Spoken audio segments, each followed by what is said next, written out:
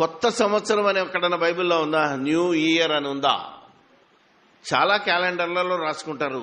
ఏంటిదంటే ఎక్కడుంటుంది? హబక్కుక అక్కడ రాసుకుంటారు. కానీ అది రాసుకొని కూడా న్యూ ఇయర్ చేసినాడు, మళ్ళీ హ్యాపీ న్యూ ఇయర్ అంటాడు, కొత్త సంవత్సరం అంటాడు, కొత్త నిర్ణయాలు తీసుకోమంటాడు. ఏమండి చెప్పేవాడు కూడా కొత్త సంవత్సరం కొత్త నిర్ణయాలు. ఆ రోజే నేను కొత్తగా జన్మిస్తాను అనుకుంటాడు మరొకడు, బాప్తిసం. అవునా కదా?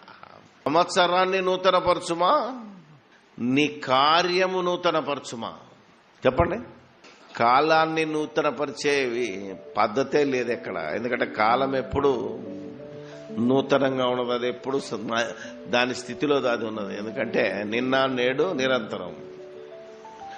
కాలానికి కొత్తదనం లేదు, పాతదనం లేదు. నీ దేవుడైన యెహోవా కన్నులు సంవత్సరాది మొదలుకొని సంవత్సరాంతము వరకు, సంవత్సర అంతము వరకు ఎల్లప్పుడూ దాని మీద ఉండును. ఎల్లప్పుడూ దాని మీద, సంవత్సరాది మొదలుకొని అంతం. నూతన సంవత్సరం మొదలుకొని ఉందా అంటే బైబిల్ ఎక్కడ నూతన సంవత్సరం అని రాయలేదు కనుకనే న్యూ ఇయర్ అనే పదం కూడా బైబిల్లో ఉండదు.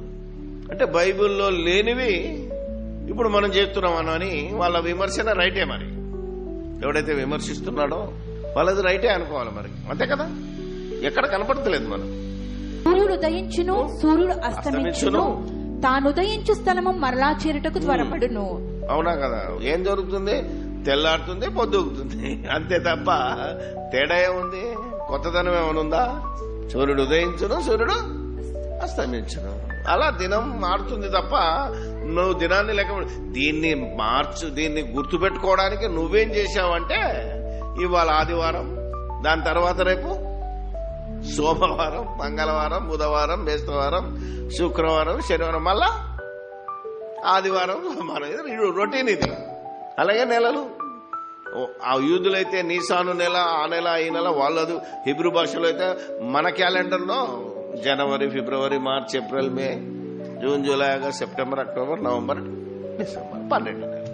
ఇలా దినము దినము మారుతుందే తప్ప నువ్వు ఏ దినము ఏ తేదీన ఏ ప్రోగ్రాం పెట్టుకోవాలని ఒక క్యాలెండర్ తయారు చేసుకున్నావు. ఆ క్యాలెండరు నెలగానే మాలిపేస్తావు, అంతే కదా, తిప్పేస్తావు, మళ్ళా పనికిరాదు అది. సో ఇప్పుడు క్యాలెండర్ మార్చుకుంటున్నాడే తప్ప మనిషి బ్రతుకు మారట్లేదు, కాలం మారదు కూడా.